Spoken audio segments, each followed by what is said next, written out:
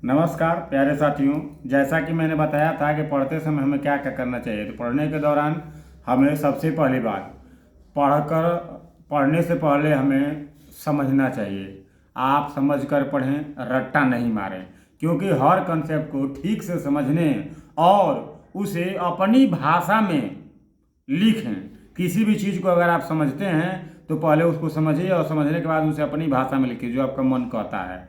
फिर दूसरी बात, आप उसका शार्ट नोट बनाएं। शार्ट नोट अर्थात वही मैंने कहा कि जितनी चीज़ें आप समझ रहे हैं उन चीज़ों को आप लिखने का, रीराइट करने का प्रयास करिए। पुनः लिखिए, बार बार लिखते जाइए।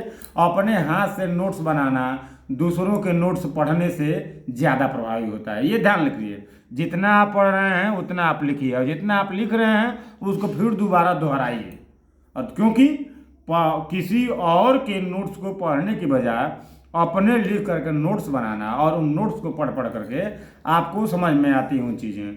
छोटे छोटे हिस्सों में बांटें जो चीज़ें आप, ये तीसरा कंसेप्ट है कि जो चीज़ें आप बना रहे हैं, जो आप नोट्स बना रहे हैं या जिन चीज़ों को आप पढ़ रहे हैं उनको अलग अलग छोटे छोटे क्लास में आप उसको क्लासिफाई करिए, अलग अलग बांटिए। बांटने के बाद क्या होता है, उससे लाभ, जब आप छोटे छोटे हिस्सों में बांट देते हैं तो बड़ी जानकारी को आप छोटे छोटे हिस्सों में बांट कर पढ़ने को और आसान बनाते हैं, और इससे आपको याद भी बड़े आसानी तरीके से हो जाता है। और जब चीज़ें याद हो जाती हैं तो वो समझना भी आसान होता है और किसी और को समझाना भी आसान होता है। ठीक है। और एक और चीज़ है, सबसे बड़ी बात, आप, और सबसे अंतिम स्टेप मैं बता रहा हूँ, बहुत ज़्यादा नहीं, मात्र 4।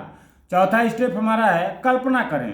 कल्पना करें या कुछ जोड़ें, उसमें आप नया अपना इन्वेंशन करें, उसमें आप चिंतन करें। आप जब सोचेंगे आप उसके बारे में, फ्लाइट मोड डाल दो, घबरा के लेते हैं।